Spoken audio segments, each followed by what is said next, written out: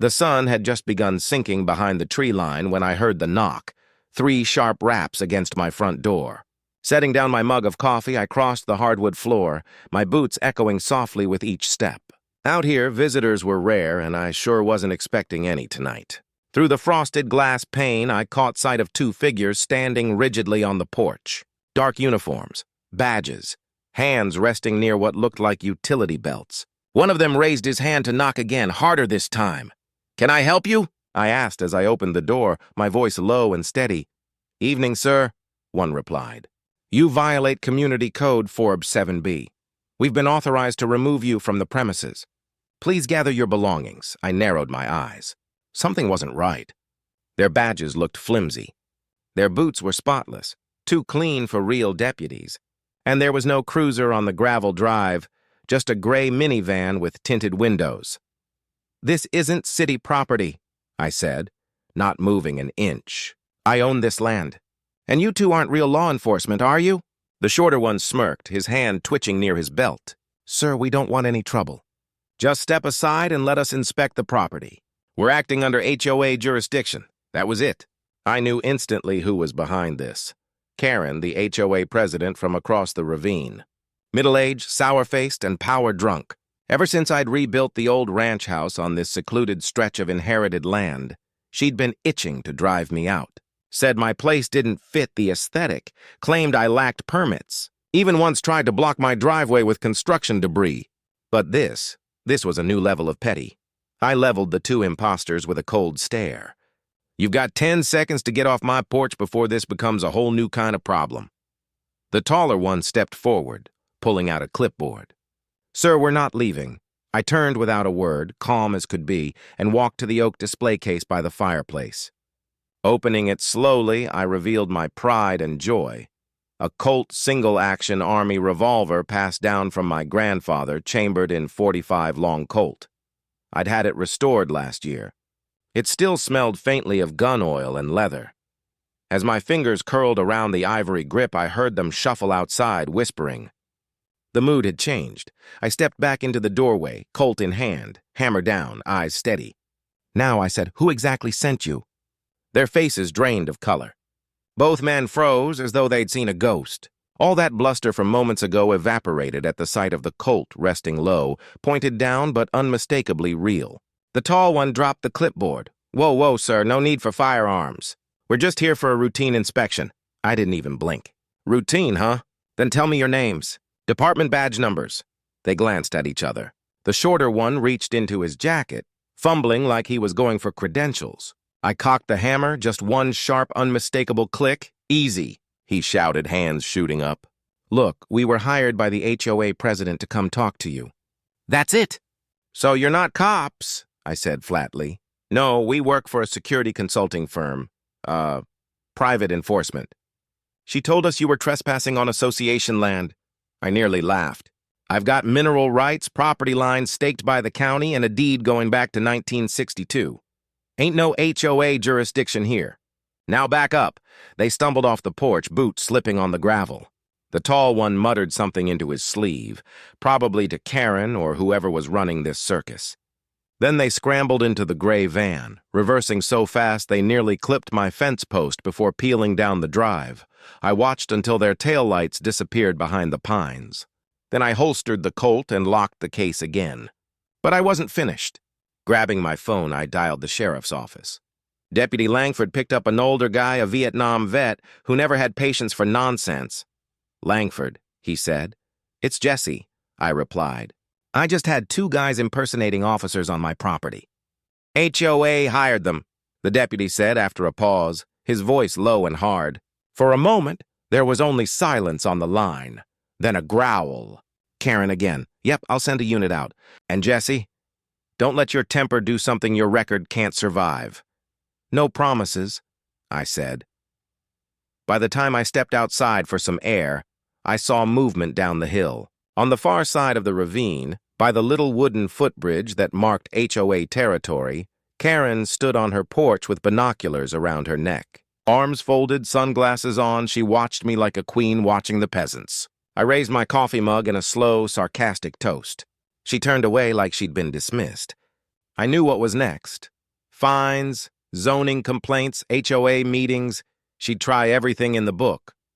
But she'd made a critical error. She'd sent faux officers after the wrong man. That gamble had just become hers to lose. I stopped playing defense. Before dawn the next day, I was up, thermos of black coffee in one hand, a thick stack of paperwork in the other, my original deed, a certified property plat, mineral rights documents, all county certified. I spread everything across my workbench, made copies, then jumped in my truck and drove straight to the county assessor's office. Becky at the counter knew me by sight and raised an eyebrow as I walked in. "Karen again?" "Yeah," I said. 30 minutes later, I left with fresh certified prints, a signed affidavit, and a notarized statement from the county confirming my parcel lay outside HOA jurisdiction. I'd fought fights like this before, but paper was power, and now I was building a file heavy enough to bury her in court if I had to. Back home, somebody had tried to redraw the line for me. A neat row of tiny orange plastic flags had been staked along what they wanted to call the boundary. Karen stood there nearby, clipboard in hand, dressed in her usual navy blouse and stiff khakis, hair snapped tight in a bun. Her sunglasses sat halfway down her nose, the look of a woman who thought posture could intimidate the law itself.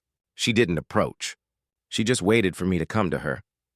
I climbed down from the truck and walked to the flagged edge. "You're trespassing," I said flatly. "I'm conducting a legal survey," she snapped, chin up. This parcel was improperly registered. "The HOA is correcting a mapping oversight." I handed her the county paperwork. Her eyes flicked over the documents. "Then tell the county they're wrong, too," I said. "You've got 10 seconds to pull those flags or I'll remove them, and anything else you leave behind." Pride stiffened her spine. She glanced at the pages, aware she'd been beaten on paper, but pride doesn't like easy retreats. "You're not the only one with connections, Jesse," she said, voice tight. "You'll see what power looks like." I took a single, slow step forward, hand resting near my belt. No gunplay, just a reminder that I wasn't helpless. She flinched and took a step back. That night I made a few calls. One old buddy answered, retired state trooper, hard as leather and twice as stubborn. Another was a land use attorney in Dallas who owed me a favor. We sketched a plan, no more letters only. If Karen wanted to play law, she'd get served, officially. False law enforcement, property interference, harassment, those were not trivial claims. We'd compile everything and take it up the chain. It was exactly 6 p.m. on Thursday when the black SUV rolled down Ridgewood's HOA road. Windows dark, plates government issued. Karen stood near the clubhouse with her clipboard, probably readying her speech for some emergency board meeting. She never saw the SUV arrive. Doors opened. 2 uniformed state investigators stepped out. Real agents, badges catching the dying sun, boots scuffed from field work.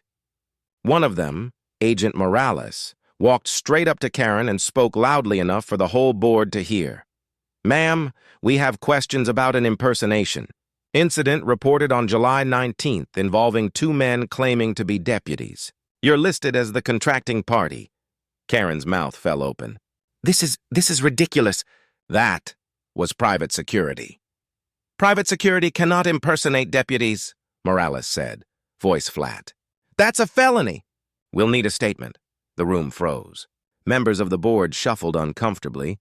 One woman edged back into the clubhouse. Another man toyed nervously with his tie. The queen pin had been exposed, cornered by people who actually carried the law. I watched from across the ravine, documents folded in my hand. The Colt stayed in its case that evening. I crossed the footbridge and walked toward the gathering with my chin up and my papers ready. Karen saw me and reddened, pointing with a trembling finger. He threatened me with a firearm." Agent Morales turned and leveled his calm gaze at me. "Are you Jesse R. Caldwell?" "That's me. You're legally registered." "No charges pending. Your report initiated this inquiry. You are not under investigation," Morales said. Relief and vindication rolled through me at once. I handed over the affidavits and the notarized copies. "I've got signed statements from witnesses and from the men who showed up admitting they were acting at the HOA's behest," I said. "They tried to remove me from property that's not under HOA authority."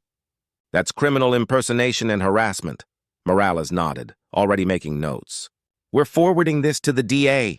Around us, Karen's facade crumbled. You people don't understand, she croaked.